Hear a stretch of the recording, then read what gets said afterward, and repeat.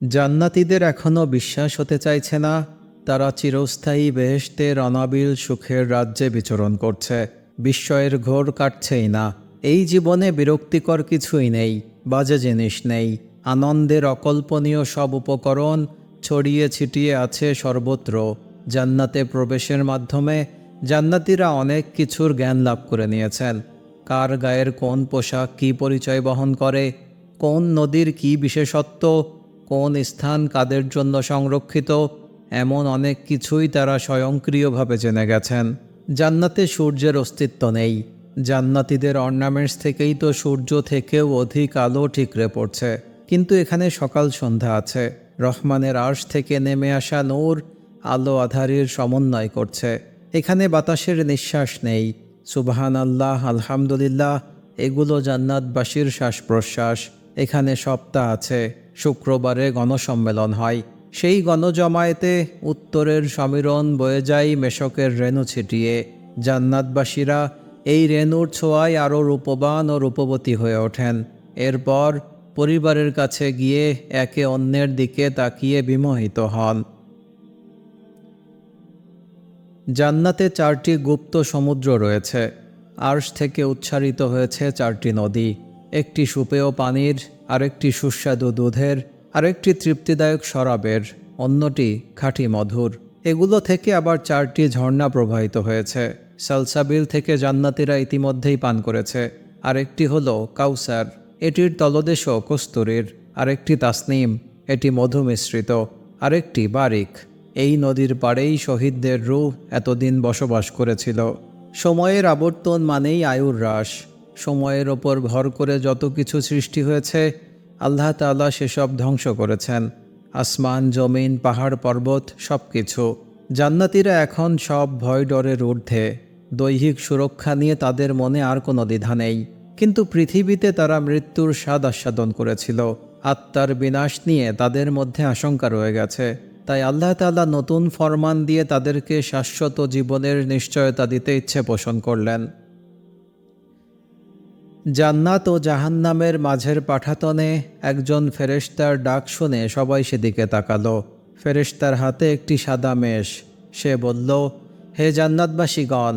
ডাক শুনে সেদিকে তাকিয়ে এমন দৃশ্য দেখে জান্নাতীরা ভাবল, না জানি তাদের বর্তমান অবস্থা থেকে তাদেরকে বহিষ্কার করা হয়। তখনই ফেরেশতাটি আরেকটি হাঁক দিয়ে বলল, হে জাহান্নামীরা। এবার জাহান্নামীরা মনে মনে এই ভেবে উৎফুল্ল হলো যে হয়তো তাদের বর্তমান অবস্থা থেকে মুক্তি দেওয়া হবে। অতঃপর জাহান্নামবাসীদেরকে বলা হলো, তোমরা কি একে চিনো? তারা বলল, হ্যাঁ, এ হলো মৃত্যু। অতঃপর জান্নাতবাসীদেরকে বলা হলো, হে জান্নাতবাসীগণ, তোমরা কি একে চিনো? তারা উকি দিয়ে তাকিয়ে বলল, হ্যাঁ, এটা তো মৃত্যু। এরপর তাদের সবার সামনে মৃত্যুকে জবাই করে দেওয়া হলো এবং ঘোষণা দেওয়া হলো, হে জান্নাতবাসী, তোমরা আজ থেকে চিরস্থায়ী। তোমাদের আর মৃত্যু নেই। হে জাহান্নামবাসীরা, তোমরাও চিরস্থায়ী। তোমাদেরও আজ থেকে আর মৃত্যু নেই।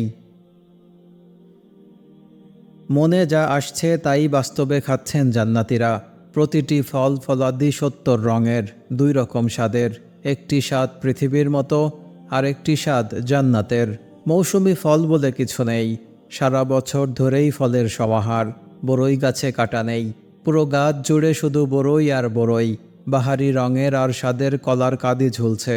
টসটসে আনার আর থোকা থোকা আঙুর ও খেজুর যেন হাতছানি দিয়ে ডাকছে। নাম না জানা আরও হরেক রকম ফলের গল্প বলে শেষ করা যাবে না। আদা মিশ্রিত শরবত কিংবা কাপুর মেশানো শরাব হজমির রেসিপি। এটা খেয়ে ঢেকুর তুললেই হলো। ব্যাস, মেশকের ঘ্রাণ তুলে সেই ঢেকুরের সাথে হজম হয়ে উড়ে যাচ্ছে সব কিছু। মেশকি ঘামের সাথে উবে যাচ্ছে দৈহিক নিষ্কাশন। দফায় দফায় নানান অনুষ্ঠানে মুখরিত হচ্ছে বেহেশতের প্রাঙ্গণ। জাঁকজমক এক অনুষ্ঠানে শহীদদেরকে পরানো হলো মহান তাজ। তাকবীরে তাকবীরে অনুরণিত হচ্ছে জলসা। শহীদদেরকে তাদের অনুভূতি জিজ্ঞেস করা হলো।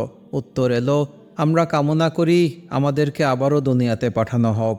আমরা আল্লাহর জন্য জিহাদে অংশ নিয়ে আবারও শহীদ হব। আবারও পাঠানো হবে, আবারও শহীদ হব। জান্নাতের এক জায়গায় কিছু জান্নাতীরা বসে আড্ডা দিচ্ছিল। হঠাৎ 2 জন ফেরেশতা এসে একজনকে বলল, আপনাকে একটা অনুষ্ঠানে যেতে হবে। জান্নাতে সব কিছুই আনন্দের।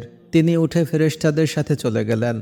পিছু পিছু গিয়ে দেখা গেল লোকটিকে আর তার স্ত্রীকে নূরের সম্মানিত তাজ পরিয়ে দেওয়া হচ্ছে, সাথে তাদের সন্তান। মা বাবা অবাক হয়ে জানতে চাইল, এটা কিসের জন্য?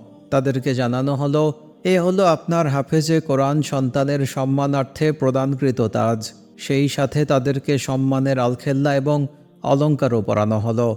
পুরো মঞ্চ জুড়ে হাফেজ এবং তাদের পিতামাতাদের সমাবেশ। হাফেজদেরকে বলা হলো, এবার তোমরা যেভাবে দুনিয়াতে কোরআন তেলাওয়াত করতে সেভাবে পড়তে থাকো আর আয়াতে আয়াতে অর্জন করে নাও আয়াত সংখ্যক প্রাসাদের স্তর। এ এক অসম্ভব সুন্দর দৃশ্য। আরেক অনুষ্ঠানে ন্যায়পরায়ণ শাসকদেরকে রাজকীয় তাজ পরানো হচ্ছে।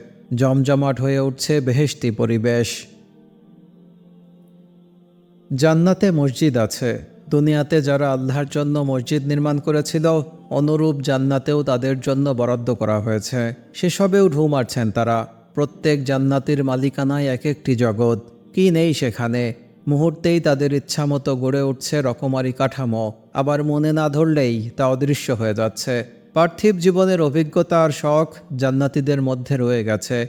কেউ বাগান করছেন শখের বশে, এই বীজ ছড়াচ্ছে তো পর মুহূর্তে তা ফসলে ভরে উঠছে। দুনিয়ার নিঃসন্তান দম্পতিদের কেউ কেউ আবার সন্তান গ্রহণের স্বাদ পেতে চাইছেন। বলতে না বলতেই চোখের পলকে গর্ভধারণ ও জন্মদান হয়ে গেল। আবার সেই শিশুটিও পলকেই 30 বছরের যুবক বা যুবতী হয়ে গেল। সর্বোচ্চ জান্নাতটা নবী রাসূল এবং সালেহিনদের। তবে সেখানে বিশেষ বিবেচনায় স্থান পেয়েছেন রাসূল সাল্লাল্লাহু আলাইহি ওয়াসাল্লামকে প্রাণ থেকে ভালোবাসা প্রতিটি মানুষ, তাকে মনে প্রাণে অনুসরণ করা ব্যক্তি, অধিক সেজদা আদায়কারী, সৎ চরিত্রের অধিকারীরা, ইয়াতিমের দায়িত্ব নেওয়া মানুষগুলো, কন্যা সন্তানকে আদর যত্ন ও দিনের ওপর লালন পালনকারীরা। জান্নাতে আফসোসের স্থান নেই। যে যেখানে আছে সেখানেই সুখী। চাইলেই প্রিয় মানুষদের সাক্ষাৎ পাওয়া যাচ্ছে, চাইলেই যা ইচ্ছা করা যাচ্ছে। শুধু চাওয়াটাই ব্যাপার। ছোট ছোট শিশুরা সারাক্ষণ প্রাণ চঞ্চল করে রাখে। ফেরেশতারা নিয়ে যায় খোঁজ, হুরেরা গান গায়, প্রতিক্ষণ রাজকীয় ভোজ। স্ত্রীরা রানী হয়ে আছে, স্বামীরা তাদের রূপে রোমাঞ্চিত ক্ষণে ক্ষণ। এখানে পাপ নেই, নেই শঙ্কার কোনো কারণ। মানুষের কল্পনার জগৎ যেমন অবারিত আর বর্ণিল, কল্পনার রঙে আর সাজে গড়ে উঠছে বেহেশতের পৃথিবী। আরশ বরাবর বিশাল মিলনায়তন, থরে থরে সাজানো নূরের আসন। অদৃশ্য থেকে ঘোষণা আসলো, সবাই যেন মিলনায়তনে আসন গ্রহণ করেন। এই ঘোষণাটি ছিল প্রচণ্ড সম্মোহনী। প্রত্যেকেই কি এক অমোঘ আকর্ষণে মিলনায়তনে এসে হাজির। কেউ কেউ ফিসফিসিয়ে টুকটাক গল্প করছে। হঠাৎ অদৃশ্য কোনো ইশারায় পিনপতন নীরবতা নেমে আসলো পুরো জান্নাত জুড়ে। আরশের দিক থেকে ভেসে আসলো সেই বহুল আকাঙ্ক্ষিত কণ্ঠ, আমার প্রিয় বান্দারা, তোমাদেরকে আমি ভীষণ ভালোবাসি। এই বেহেশত আমি তোমাদের জন্য সাজিয়েছি। তোমাদের প্রতিটি মনোবাসনা পূর্ণের ব্যবস্থা করেছি। তোমাদের আর কিছু চাই কি? জান্নাতীরা বলল, ইয়া আল্লাহ, আপনি আমাদের মুখ উজ্জ্বল করেছেন, জান্নাতে প্রবেশ করিয়ে জাহান্নাম থেকে মুক্তি দিয়েছেন। এর বেশি আর কি বা চাইতে পারি? আল্লাহ তাআলা বললেন, তোমরা কি চাও না আমি তোমাদেরকে এর চেয়েও বেশি এমন কিছু দান করি যা আর সব কিছুকে ছাপিয়ে যাবে? এরপর আল্লাহ তার পবিত্র আদি রূপ নিয়ে জান্নাতবাসীর দিকে তাকালেন। একমাত্র যে পর্দাটি এতদিন আড়াল করে রেখেছিল মহাজগতের রহস্যকে, তিনি তা সরিয়ে নিলেন। জান্নাতীরা উপরে আরশের দিকে নির্নিমেষ আল্লাহর প্রকৃত চেহারা দেখতে থাকলেন। চারপাশের সব কিছু যেন থমকে গেল। জান্নাতি চোখগুলো যেন চিরস্থির পলকহীন অতৃপ্ত চোখে দেখে চলেছে সৃষ্টির স্রষ্টাকে। সে দেখার পরিতৃপ্তিতে কোনো পরিসমাপ্তি নেই। কত যুগ যুগান্তর শেষেও মনে হচ্ছে অতি সামান্য। বিশ্বজগৎ জুড়ে কেবলমাত্র একমাত্র তারই অস্তিত্ব। দয়াময় আল্লাহ, অপরূপ মেহেরবান আল্লাহ। সেই জাদুমাখা সাক্ষাতের মধ্যেই শোনা গেল আল্লাহর কণ্ঠ, আজ আমি তোমাদেরকে আমার সন্তুষ্টি উপহার দিলাম আর নিজেকে আত্মপ্রকাশ করলাম আমার ভালোবাসায় তৃষ্ণার্ত প্রতিটি আত্মার জন্য। তোমরা চিরসুখে থেকো, চিরঞ্জীব হও। এভাবে কতকাল কেটে যাবে কেউ জানি না। কালের হিসেব আসছে কেন? কালের বিনাশ তো শেষ হয়েছে সেই কবেই।